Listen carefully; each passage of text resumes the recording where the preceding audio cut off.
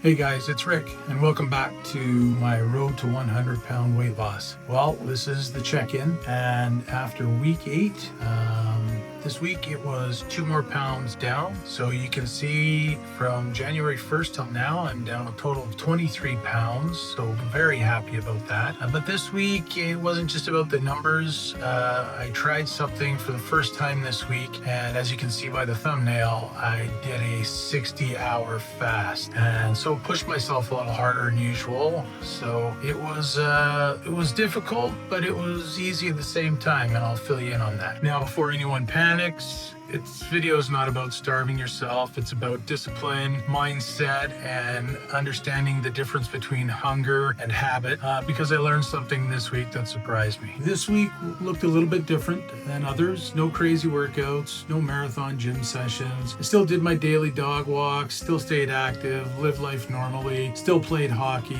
still made sure I went to the gym. But for 60 hours, I didn't eat any food, nothing. Just water, electrolytes, and coffee. And honestly, the hardest part wasn't the physical part, it was the mental part.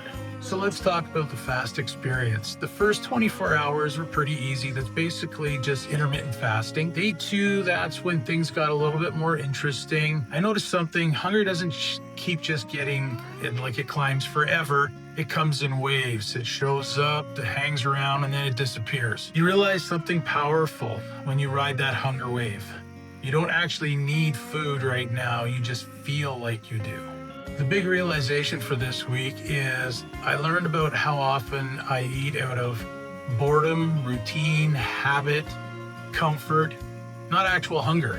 The realization alone is worth the fast once you start understanding just how powerful food can become in your life. So this journey just isn't about losing weight, it's about changing my relationship with food. Now, speaking about energy and performance, surprisingly, my energy was steady, if not even a little bit higher. I had sharp focus, my walks still happened, 5 kilometers every day with the dog. Daily life still happened, and I realized something else, that hunger won't kill you. The habits that got me up around 300 pounds, those absolutely will if you don't change them and do something about them. So that's where we're headed to in our little journey to 100-pound weight loss. Now, like many of you, I've gone down the multitude of rabbit holes on YouTube and following many nutritionalists and doctors and PhDs.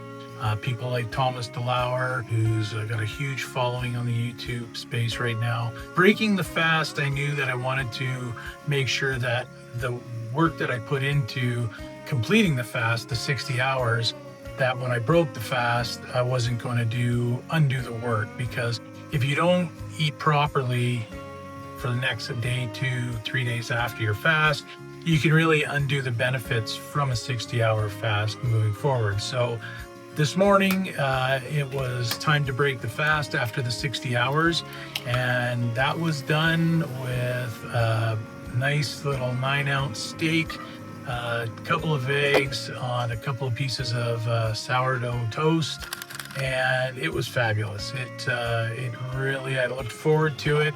I was making it this morning. The kitchen smelled great, and getting that protein, a little bit of fat, and a little bit of carbs is just going to make sure that your guts don't act up too much, and that we don't automatically stop any of the processes that the fast has allowed us to have over the period of time that you are fasting. Autophagy, making sure that you're now utilizing fat for fuel, and you can still burn fat for fuel even after you've broken it, as long as you go about things right and you slow down properly.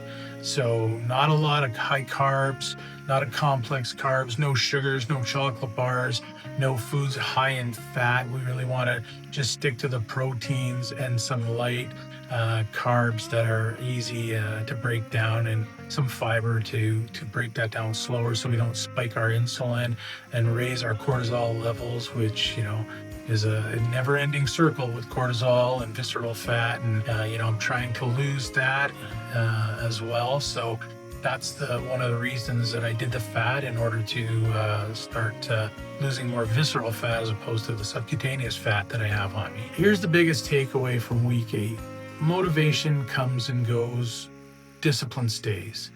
There will be times when the scale drops fast, and there's going to be times when you only lose 2 pounds. And when life gets busy, when things don't go the way they should, or you don't feel like doing the work, consistency will win every time, as long as you are remaining consistent and remaining disciplined and just keep moving forward, even if the steps are small.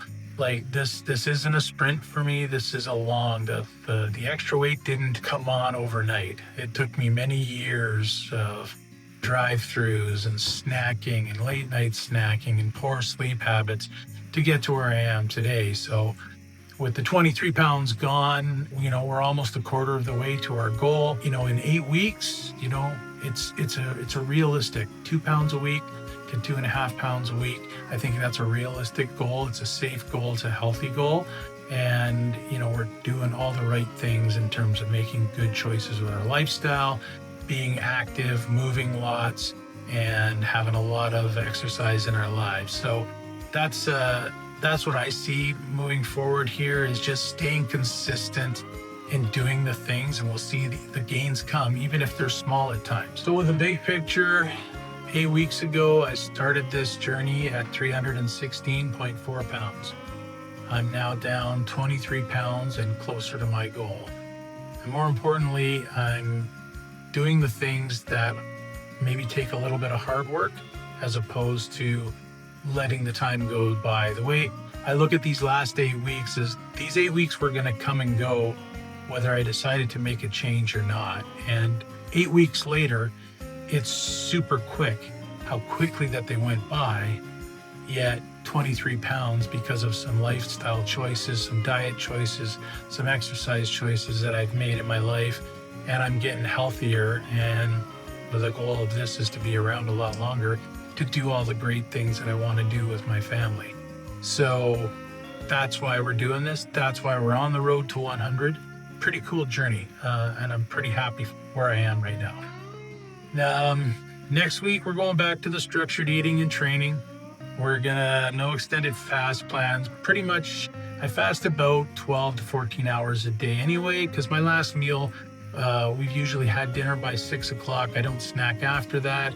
And my first meal of the day is usually 9 or 9:30. So I'm usually around a 14-hour window for fasting.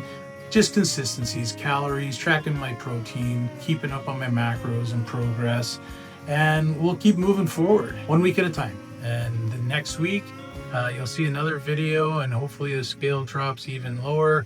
But again, pretty happy with where I am right now. So if you're on your own journey, especially if you're over 50, just know this: it's not too late to change your life. So if you like what you see, please like and subscribe. It really does help the algorithm. I'd love to see your comments down below. And if you have any questions, or you need somebody to maybe a little bit of inspiration, just shoot me a comment down below. I answer all the comments. And we will see you at the end of week 9. All the best. Take care. Bye-bye.